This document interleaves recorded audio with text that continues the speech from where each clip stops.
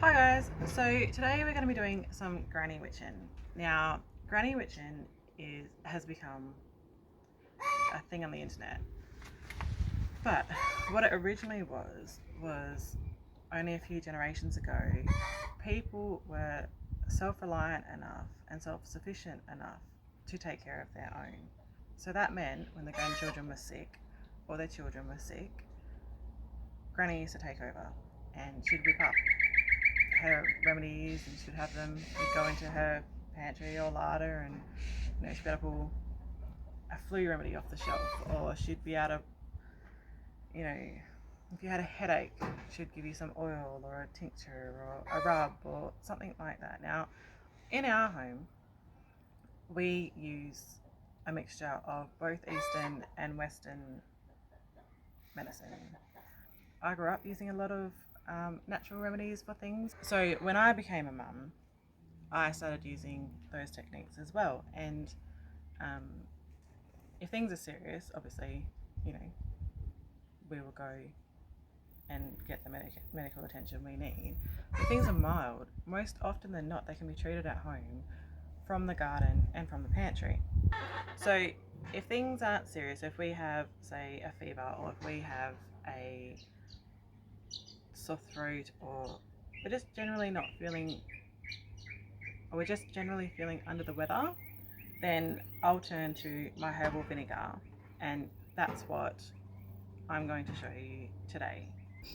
Everybody donates to us, because they know that we recycle. So we use things like vodka bottles and things like that because they're glass. If you're going to start making things like this, it does need to be stored in glass. Plastic can leach its chemicals in, but if you've got acidic stuff in plastic, when saying that, we've got apple cider vinegar in plastic, but it is just better off being in glass. Also too, if you are using glass, you're less likely going to lose your products to things like mice or rodents, because they can chew through plastic and they can't chew through glass. Okay, so this is what it looks like when it's been steeped and strained. And we're just going to reuse this bottle today. We're just going to refill it with new ingredients. This can live on your pantry forever. It won't go out of date, won't go rancid, and you can use it whenever you need it. It is 10 mils to 20 mils of water. You have to dilute it with water so it's not as harsh on your throat, especially if you're going to be giving it to little ones. Obviously they're a little more sensitive than we are, so it's the same amount that you would use for a little one, just a lot more water, or maybe put it in a well of juice to make it more appealing to them. We're going to start off with some bay leaves. If you can plant a bay leaf tree, I highly recommend it, because the young bay leaves, before they've hardened, are the best ones to use because it's easier for their oils to extract. And bay leaves have been around for centuries, and they've been used for centuries in cooking, in medicines, and they're so beneficial to your health. Every stock that I make gets 4 bay leaves as one of the ingredients, and now I'm teaching my daughter to make it. Okay, this is rosemary from my garden. Again, rosemary is antifungal, it's antibacterial, and it's great for everything. You can clean your whole house with rosemary hydrosol, or rosemary boiled, simmered in water for 20 minutes to extract it all. It's still got the roots in it. So we just put these in. We've got some thyme. Thyme is used in both Eastern and Western medicine, and it's an incredible, powerful anti-inflammatory.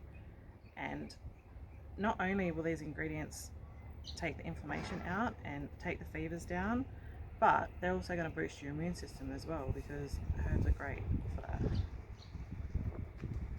So you're going to strengthen your immune system, which is going to help you fight off whatever you've got, as well as bringing down the symptoms of what you've got. Okay, this is marjoram. Again, this is another great herb.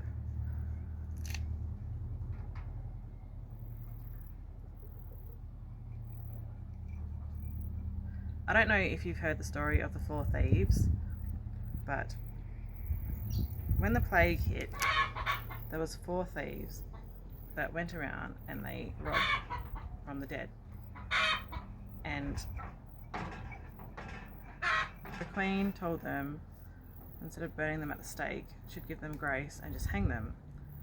If she asked if they told her how they did it without actually dying from the plague symptoms themselves.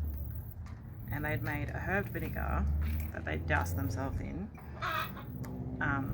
They'd wrap, like, you know, cloth around their mouth and their nose and things like that, so they wouldn't inhale the plague, and that was a barrier they put up between that. And they also drank it. So it's good enough to keep plague away. It's good enough for me. Obviously this is not that recipe, this is not the 4 thieves recipe. These are just herbs that I know that I can use to do this with safely. And if you don't know your herbs in your garden, do not use the herbs in your garden, because you can have very, very, very bad side effects, just like you would you know, when you go to the pharmacy and you buy your medicine. There's a side effects list to the medicine, so you need to be careful with these things like you do that. Okay, so this is lemongrass. Lemongrass has been used for centuries. It's got a nice lemony kick. You can do lemongrass and honey as a tea. I wouldn't recommend to heat up your honey, just wait till the tea cools down a little bit. And that's just steeping this in water for 5 minutes. Okay, so sometimes things just get stuck at the top, so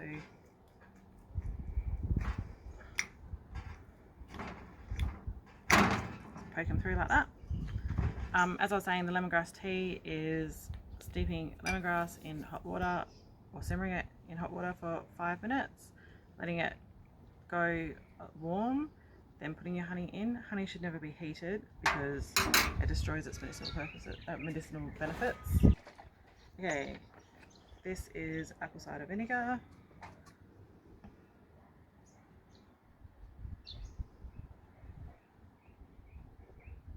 And all we do is fill it up to the top and let it steep. You do need to strain this off. I'll generally just strain this from one bottle to the other, because the ingredients inside can go rancid, but the vinegar never will.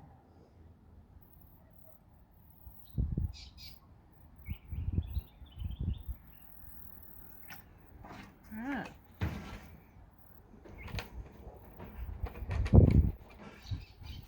There we go. We will be learning later on how to make our own apple cider vinegar from our apples from our tree, but for right now we're just using store-bought. That's what it looks like.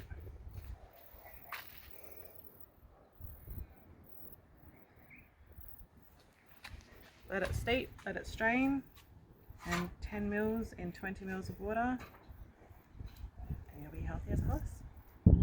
This is the first video of the series we're going to do on this subject, because these methods have been used for centuries in these times where we do need to learn to be a little bit more self-reliant. We're hoping by sharing with you guys it can help you and your family. So if you like these videos, like, subscribe and follow us along. Thanks for watching.